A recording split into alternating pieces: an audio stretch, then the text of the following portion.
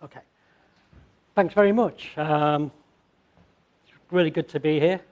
As you can see, I've got lots of qualifications. Sort of peaked in 1970 with the Footballer of the Year and the swimming badge, and then had a bit of a rest, and then came back in the noughties a bit. Okay, and a bit about me, because I'm a social gerontologist by PhD, and these pictures are my family. I come from Manchester. I'm 59. I know you can't believe it, can you?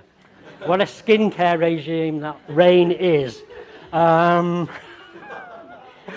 Okay, I am hard of hearing, so I've got 30% hearing loss, and that's because when I was born, I died. I was really lucky that the midwife had oxygen in her car. She had a car, and she revived me. But that's where my hearing loss comes from. So, English is a bit of a second language to me, because I've got to process a bit, and also I'm from Manchester, so as well, and I'm afraid there might be one or two poems in here. So that baby on that picture there is me, and I saw that picture for the first time about 8 weeks ago.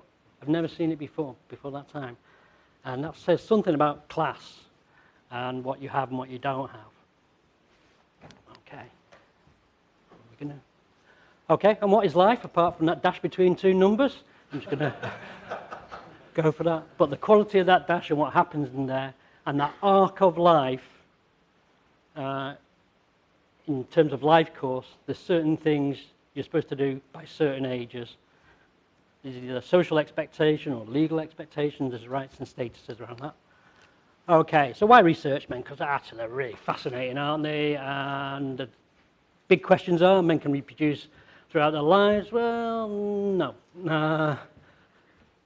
There's a biological and there's a social. Sperm does start to decline. Sorry, sperm this time in the morning, I don't know. But it does start to decline across the life course from about the mid-30s onwards. And most societies, because you have to say most, it's probably all, have a specific time when you're supposed to be a parent. If you're early, that's looked down upon, and if you're late, that's also open for sanction, unless you're very rich and an elite and can buy your way out of that.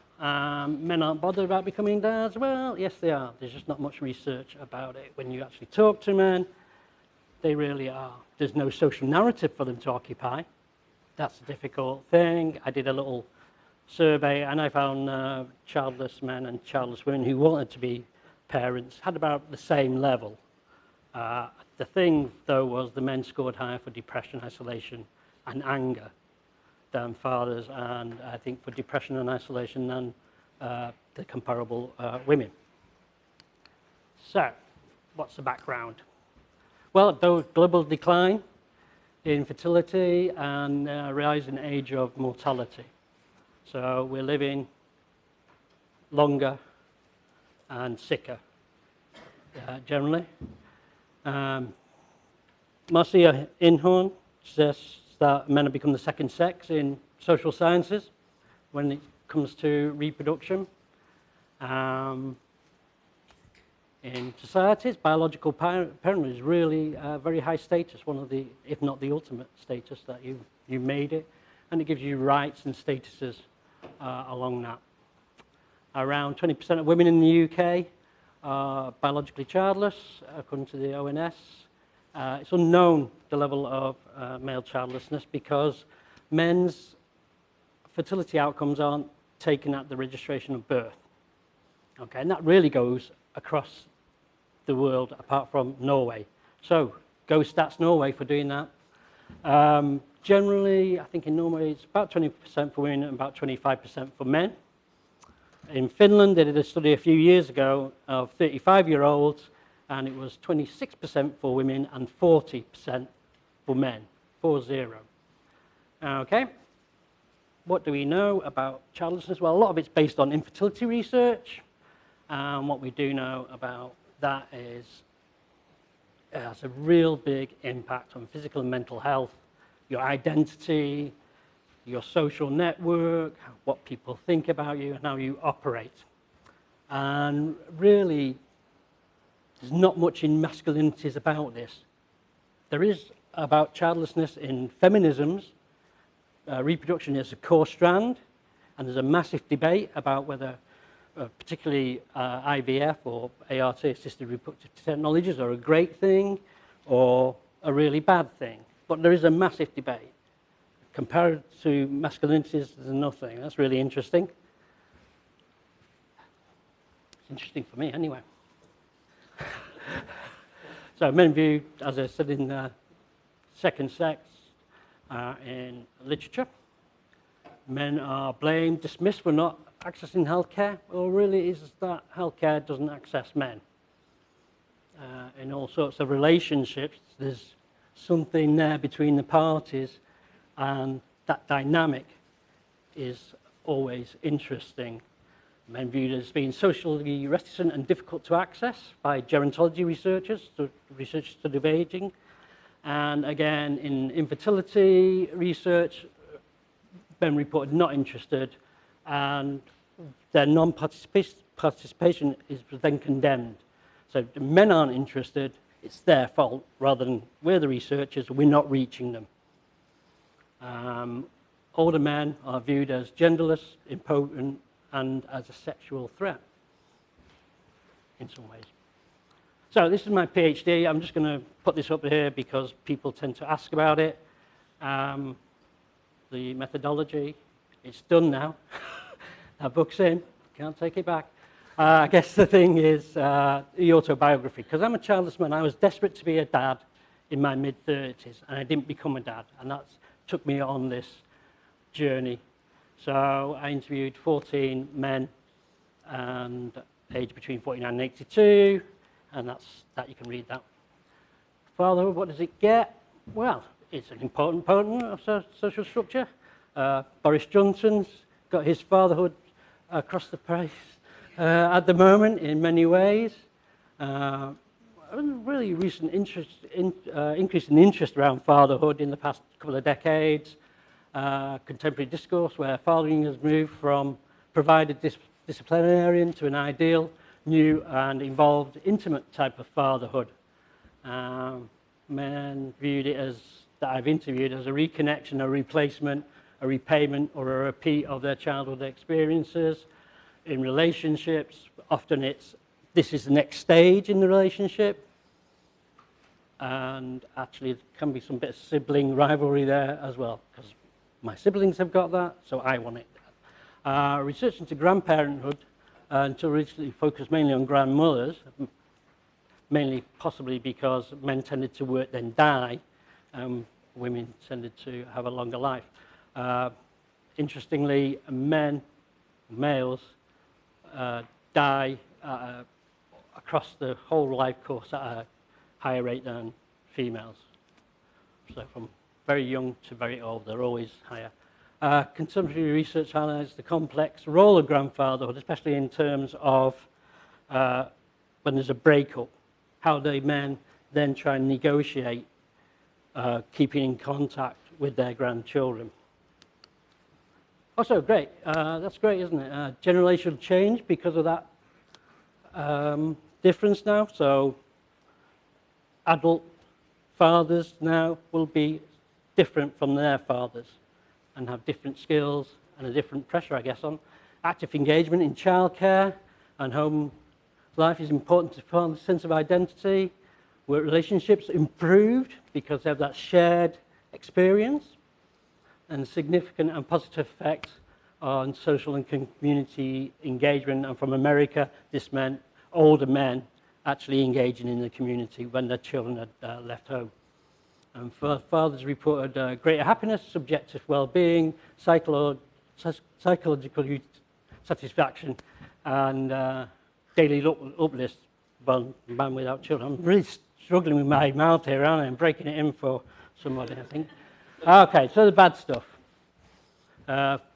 Fathers actually struggle with this new man dynamic, and also what the expectations are of society of them being provider.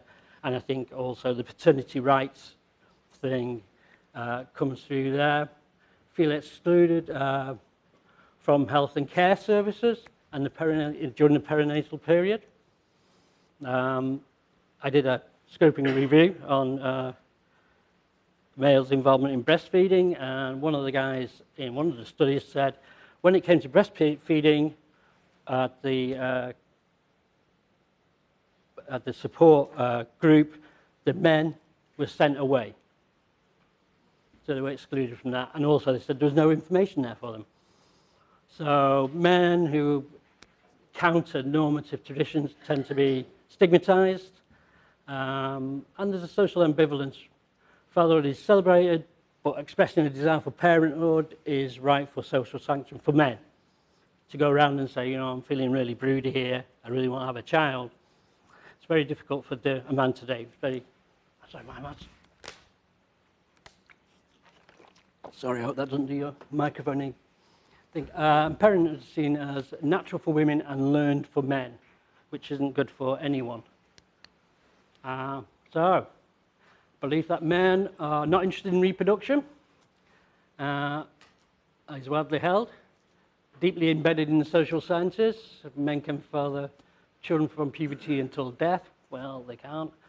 Sperm declines, we know this. Sperm is affected by day-to-day activities, the environment.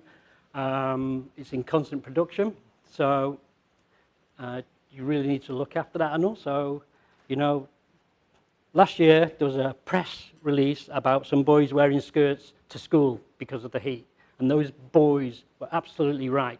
Only takes a couple of degrees change for your there's tubes in your testes, and they fuse, and that will make you impotent. Okay. Few men actually become fathers after 50, and young fathers are often labelled as feckless or downbeat dads if they're too young. And this is a project that was done in Leeds called Following Fathers, and it's really, really interesting. And I pulled these slides off to give this way of actually, if you actually help the young lads, it really makes a difference to them and to the family. And this is by Anna Tarrant, so thanks, Anna. Father involvement has been shown to be significant in progress towards gender equality with benefits for men, women and children. If you have happy, engaged dads, it usually follows that women are more empowered and able to develop a better work-life balance. Children do better across a range of indicators. So that's really good. When there is a pregnancy, they care a lot about it, the young men. Some young men are dangerous, but they're a real minority. Young fathers get excluded. It needs to be seen that they're just as important as mothers. Someone needs to try and understand them and work with them. So, despite countless obstacles, the young fathers were committed to their children and striving to make a go of parenthood. And it means there really needs to be a change of policy and practices to encourage fathers and fathers to be involved. I would say that goes past young fathers as well. Okay, so who are the childless? Well, they're everywhere. They really are. Typically seen as a binary between voluntary and involuntary, but actually people move around along, if you see that as a continuum. So often seen as a life choice, whether it is or whether it isn't.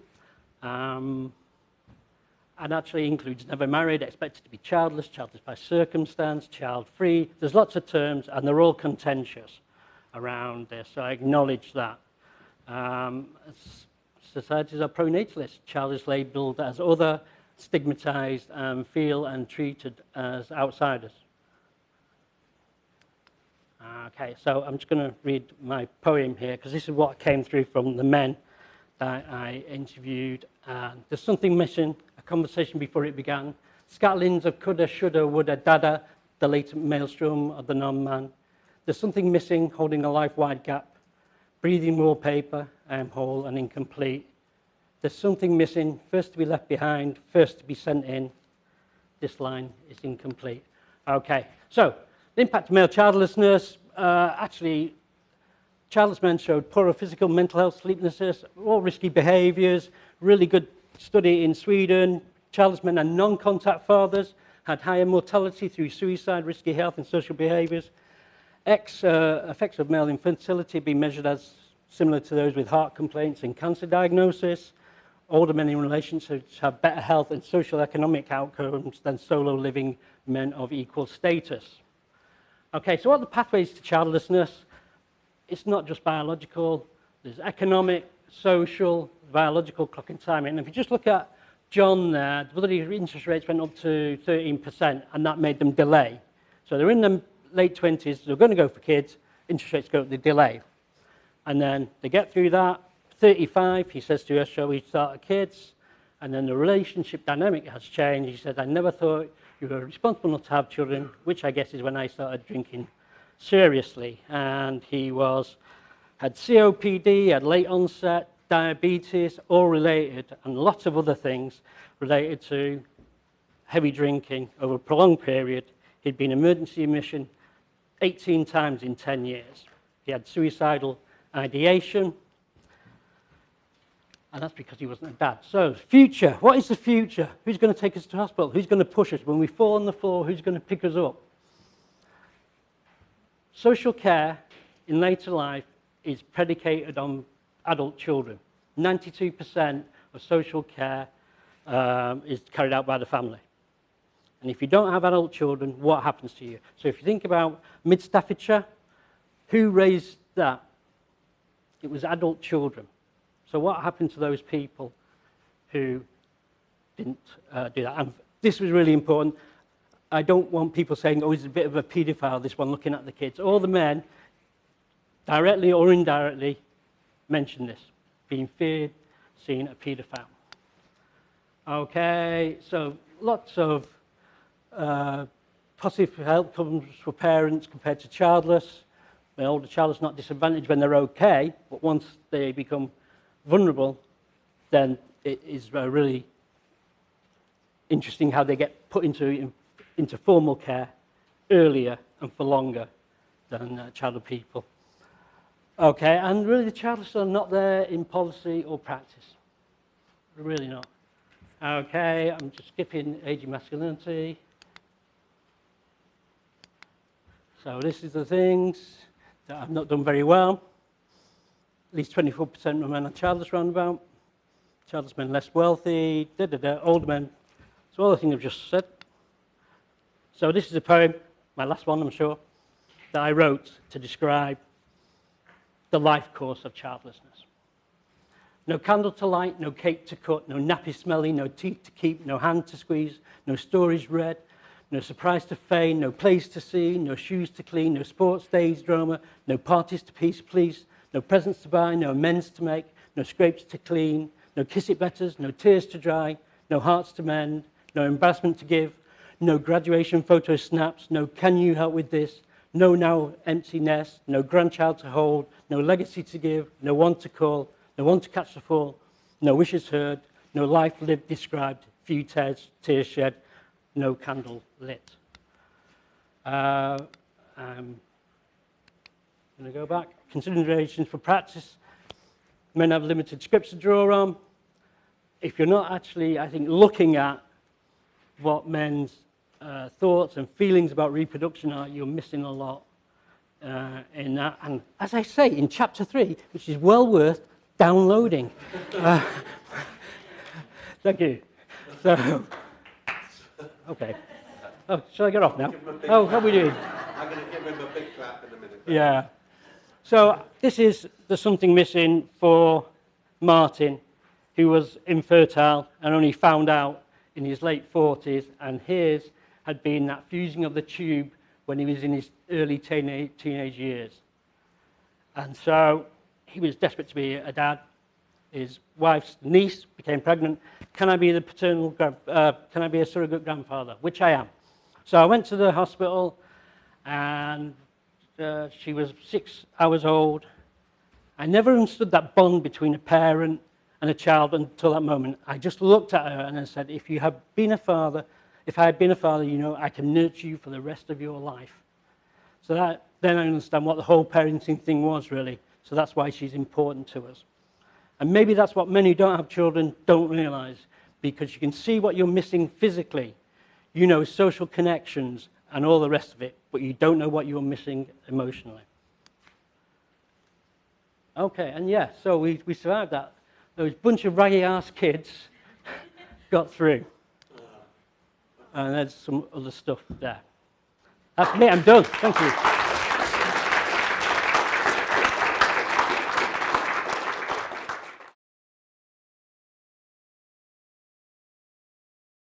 Rob? Hi, fantastic presentation. It Thank does you. break my heart, this subject. My concern as a mum of a daughter and a son is that men don't seem to have a choice of whether to be a father or not without any health difficulties or reproduction issues. Even in the case where they don't want to be a father, they may have to be a father. Mm-hmm. But certainly in this instance, it's very dependent on the social conditioning. And I, again, as a woman that's been through that system, I know it's owned by the female gender. Yeah.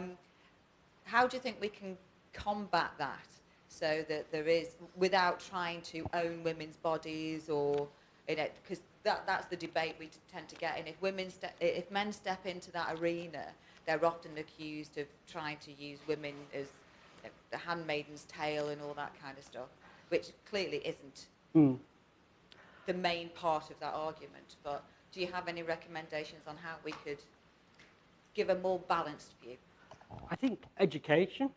I think it's important that teaching, we do say actually for boys, you've really got to look after yourself. You should be really protecting young men and their sexualities because they're also delicate, really, and it's a long-lasting impact. So education is key, but I think also getting more stories about men out there. I mean, one of the reasons why I do my work for the press and stuff is that because there's nothing there when I was doing my research. There was no stories, and I'm really grateful to all the men I've talked to.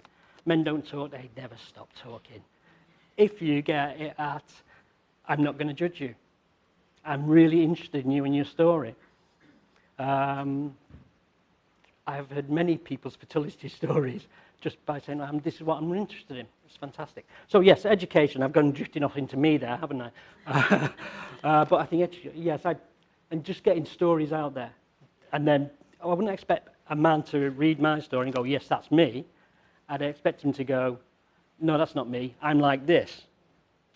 But if there's nothing for them to bounce against, then they're just falling into a void.